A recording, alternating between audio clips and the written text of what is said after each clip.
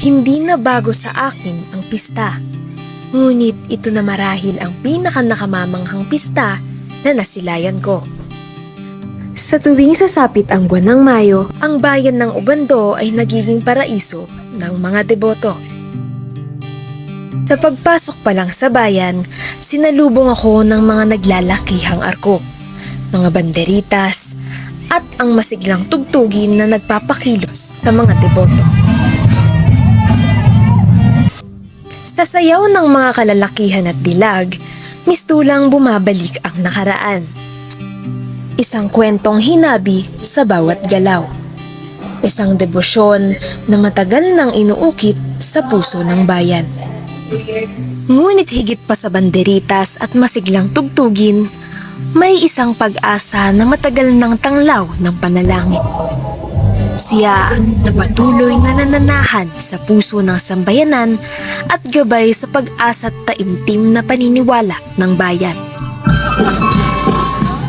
Isang pangalang hindi mabubura sa kasaysayan, si Santa Clara. Sino ba si Santa Clara? Si Santa Clara ay isang babae na nagpahayag ng kanyang pagmamahal sa Panginoon. Siya ay naging kaibigan ni San Francisco ng Assisi, kung paano niya nakita ang kabanalan at kabutihan ni San Francisco. Ito siya ay unang nagpakita rin ng kanyang pagmamahal sa Panginoon. Ang pag-aalay ng itlog ay simbolo ng buhay. At yun ang inaano ni Santa Clara. Kung paano din ang kanyang buhay ay paghahandog ng buhay para sa Panginoon. Isinilang si Santa Clara ng Assisi noong 13 ng Hulyo, taong 1193 sa isang pamilyang may mataas na katayuan sa lipunan. Lumaki si Clara sa isang tahanang sagana sa yaman at pribilehiyo, kung saan natamasa niya ang lahat ng kaginhawahan na dulot ng kanilang mataas na katayuan sa lipunan. Sa kabila ng marangyang pamumuhay, ipinakita ni Clara ang kakaibang pagkiling sa kabanalan mula sa murang edad. Sa halip na magpakasasa sa karangyaan, mas pinili niyang maglaan ng oras sa panalangin at pagtulong sa mga nangangailangan. Ang kanyang puso ay hindi nabighani sa yaman ng mundo, kundi sa yaman ng espiritu at pananampalataya. Bilang isang dalaga, binalak ng kanyang pamilya na ipakasal siya sa isang lalaking mula rin sa mataas na lipunan. Ngunit sa kanyang puso, naramdaman ni Clara ang tawag ng Diyos na maglingkod sa kanya sa ibang paraan. Sa kabila ng matinding pagtutol ng kanyang pamilya, tumakas siya isang gabi noong taong 1212 upang sundan ang yapak ni San Francisco ng Assisi na naging inspirasyon niya sa pagsasabuhay ng kabanalan. Mula noon, isinumpa ni Clara na ilaan ang kanyang buhay sa paglilingkod kay Jesus, ang kanyang makalangit na esposo. Si Santa Clara ay hindi lamang isang madre. Siya ay isang ina ng pananampalataya na tumalikod sa yaman at karangyaan upang maging ilaw sa mga naghahanap ng liwanag. Hanggang sa ngayon, sa pista ng Obando, ang kanyang pangalan ay isinasayaw ng mga deboto. Siya ang patuloy na nagbibigay ng biyaya sa mga naghahangad ng himala. Hindi ko naiwasang mapangiti habang pinagmamasdan ang mga tao sa paligid. Iba't ibang henerasyon, iba't ibang okupasyon, ngunit nagkakaisa ang debosyon. Sa aking paglilibot dito sa Obando, nakilala namin si Ma'am Maria Teresa S. Bondoc, o mas kilala sa tawag na Ma'am Tess, isang archivist at kurator ng National Shrine of Our Lady of the Immaculate Conception Museum. Isa siya sa mga taong may malalim na kaalaman sa kasaysayan ng bayang ito. Kanta kay Santa Clara, actually the lyrics, inilagay na lang later. And then, yun nga, may mga, kumbaga, may mga memes ngayon na dati, mga parang kantang-kanto lang na Santa Clara Pilipino, nabigyan mo ka ng asawa, naging tatlo, something that, but never entertained that kind of lyrics sa song. So, ang ginagawa namin, yung basic sa Santa Clara Pilipino, kami po ay ang pangako ay ganito. Pagdating sa uban po ay nagsasayin ng pangako. Abaruray, abaruray, ang pangako. So yun yung mga parang naging but then, may mga other words or lyrics na sinama na. So, in reference to make it more prayer na Upang higit nating maunawaan ang pinagmulan ng kantang ito, nagsagawa ng panayam ang aming tagapayo na si Ginoong Ricardo Barreto III. Sino po yung writer mo nung... just like any other mga folk songs and folk dances, yun na namang author, mga Unknown na po. yun, hindi naman natin alam yung mga kanta-kanta natin ng bata tayo. Just like parang mga, diba? Yung mga rhymes. So, that's our equivalent to our folk song. Our folk music. Or maaari po siguro pangkaraniwang tao lang po na something Yes, religious. Oo, tapos hinuni-huni hanggang sa maging popular at yun na yung ina-adapt. Kasi gano'n naman ang natin, mga nero-nerosing tayo. Hindi naman din natin, basta kinakanta lang natin. So, but however, yun nga, with the advent of faith na napunta sa atin, so we adopted somehow to para maka-relate tayo with spiritual. Sa bawat himig ng ating dalangin, pinong-pino ang ating damdamin.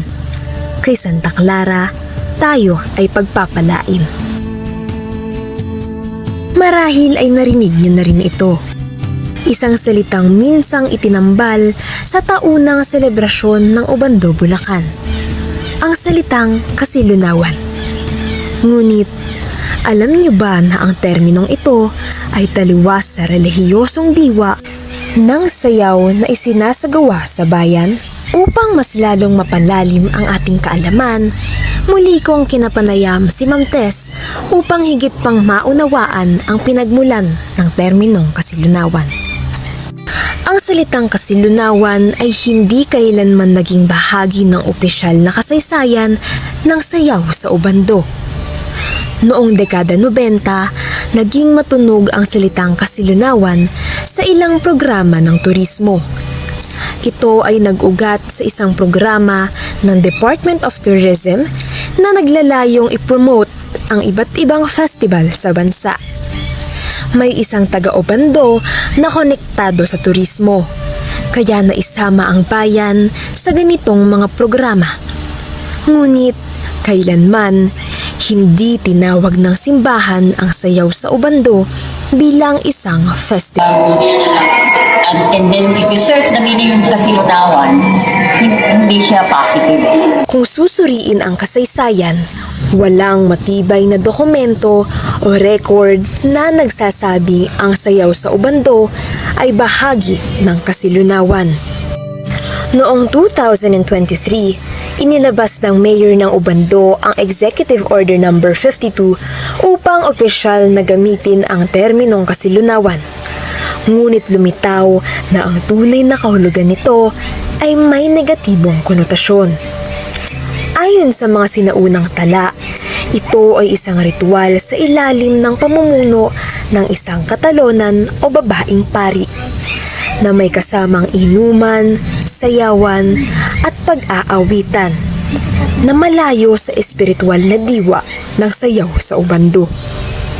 Matapos ipaliwanag ito ng simbahan, binawi ng alkalde ang kautusan. Ayon pa kay Ma'am Tess, kung ginamit man ito noon ng isang sektor ng pamahalaan, ito ay hindi kailanman kinilala o sinang-ayunan ng simbahan. Sa kabila ng anumang pangalan at mga iba't ibang pagpapakahulugan, hindi matitinag ang tunay na diwa ng sayaw na bumubuo sa puso ng bayan. Ang bayang ito ay tunay na masasabi kong pinagpala at hinubog ng mga himala. Tila itinadhana ng kapalaran na kami ay makatagpo ng isang batikang Filipino historian na si Xiao Chua. Sa aming pag-uusap, napag-alaman namin na ito pala ang kauna-unahang pagkakataon ni Xiao Chua na dumalo sa naturang pagdiriwang.